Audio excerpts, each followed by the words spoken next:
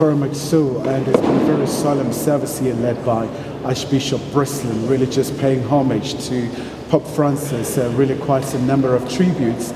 As you know, that's here in South Africa as well. There's quite a very significant number of the Catholic community, and a lot of them really, they're reeling in light of the passing of the Pope. And as you know, that's some of the cardinals as well will be part and parcel of those very important decision-making processes. But joining us now is the ANC Secretary General, Mr. Mbalula. Sir, thank you so much for your time. So when the Pope passed away, we saw that statement where the ANC called him a global moral compass, but also saying he was a friend of Africa. I mean, the first for Global South, from the Southern Hemisphere as well. Indeed, His Holiness Pope Francis was the friend of the Global South, and is what we call a leader with a revolutionary spiritual enforcement. And Pope Francis was a bridge builder. Pope Francis was somebody who defied dogma and even ventured into things that others dare. And to a point that others will question him in relation to the church that he belonged to, that probably there is a total departure, which there was not. And of course, the bishop this morning in the sermon did explain that at length. And he will be missed. He will be missed. He will be appreciated. He was appreciated not only by the Global South, but globally, the rest of humanity. Those with conscience appreciated Pope Francis. And just once again, Mr. Mbalula, we know that these are very challenging times globally, where a unifier was desperately needed given the geopolitical shifts, you know, the development with what's happening in the US, but also we know that he was quite vocal with the conflicts right here in the African continent, the situation in Ukraine, and we know that tomorrow President Ramaphosa will be hosting President Zelensky. So I would imagine that this is a very interesting time where all of this is really unfolding. Yes, it is interesting times. I mean, like I said, it was not dogmatic.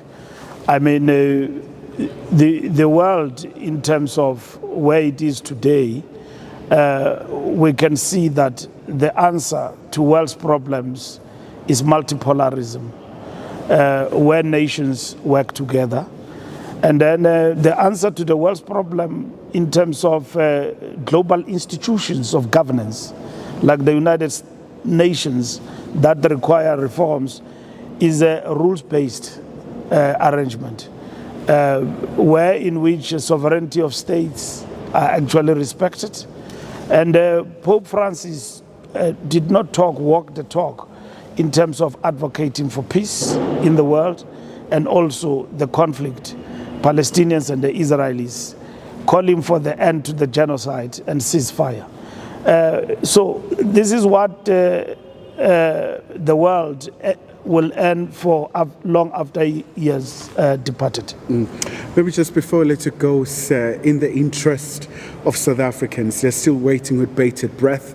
Any consensus with your GNU partners when it comes to the budget and other political parties, especially because the 1st of May is fast approaching? We are meeting today with all political parties that agreed to pass the budget framework. There's been a lot of distortions about political parties' position on the question of VAT increase. And I think they will speak for themselves, either today or tomorrow, with regard to the outcome of our discussions, which will end by today and tomorrow. And we look forward to making a major announcement and a breakthrough with regard to our discussions on the matter of the VAT. And we want to salute those parties who have put the interest of South Africans above just narrow party political interest, but they've put the interest of the people of South Africa in relation to these matters of VAT and all of that. So we are having these meetings, and we hope to conclude on a high note on this particular question today. We are meeting today up to this afternoon, and I think we hope to have a joint brief on the issues we're discussing among political parties. All right. Sir, thank you so much indeed for your time. Thank we know you. that you're rushing off now. So I that's the situation.